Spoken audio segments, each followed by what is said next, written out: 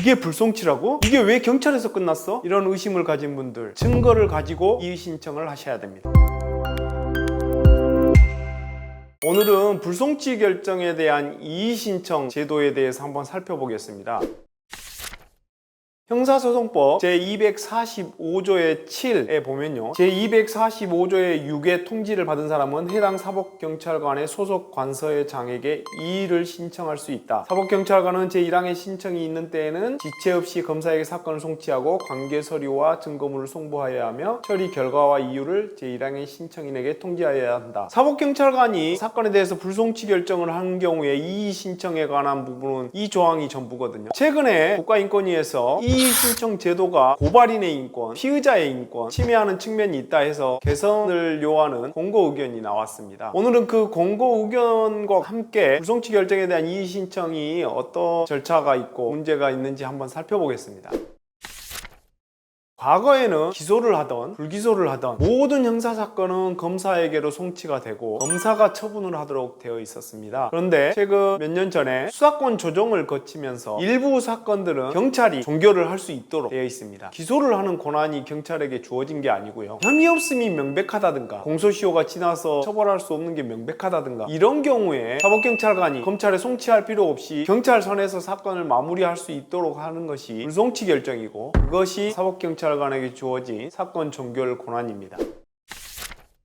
사법경찰관에게 수사 종결 권한이 있다 보니까 때로는 어떤 사건에서는 부당하게 종결되는 사건을 보았습니다. 이런 이유로 피해자 측이 제출한 증거는 믿기 어렵다든가 받아들일 수 없다든가 이유가 상세히 써 있다고 하면 피해자가 승복을 할 수 있을 텐데요, 그런 이유 없이 피해자의 말은 믿기 어렵고 증거가 없다, 딱 두 줄짜리로 해가지고 불송치 결정이 나온 겁니다. 그래서 형사소송법 245조의 7에서는 고소인들이 자기가 피해를 입었는데도 불구하고 불송치로 종결되는 건 부당하기 때문에 적어도 검사의 판단은 받아봐야 되겠다라는 취지에서 이의신청 제도를 뒀습니다. 이의신청을 하게 되면 기록 전부하고 증거물들을 다 관할 검찰청에 송치가 되게 됩니다. 해당받은 검사가 사건 기록을 검토해보고 무혐의가 여전히 맞는 것 같다라고 하면 무혐의 결정을 하게 될 거고요, 검토를 해보니 수사가 더 필요할 것 같다고 하면 해당 경찰 수사관에게 이런 점에 대해서 보완 수사 요청을 하게 됩니다.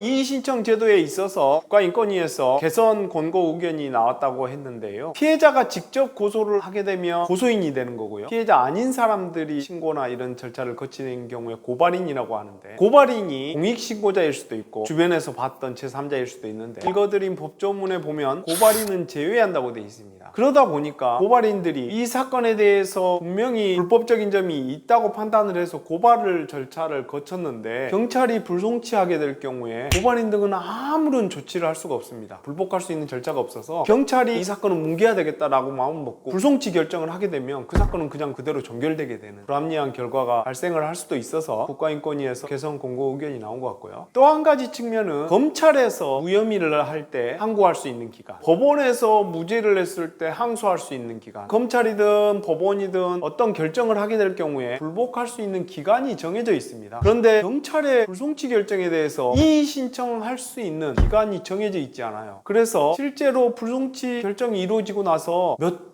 달 있다가 한 1년 후에 이렇게 이의 신청을 하는 경우도 있습니다. 이 경우에 문제가 뭐냐면, 무고한 피의자의 경우에 실제로 불송치 결정이 공정한 결정이라고 받아들여서 일상생활로 돌아갔는데 몇 달 있다가, 많게는 몇 년 있다가 이의 제기가 들어오면 다시 한번 그 형사사건에 휘말려야 되는 피의자의 인권을 지나치게 제한하는 거 아닌가 하는 측면이 있습니다. 그래서 국가인권위에서 이 부분도 개선 공고 의견을 제안을 했습니다.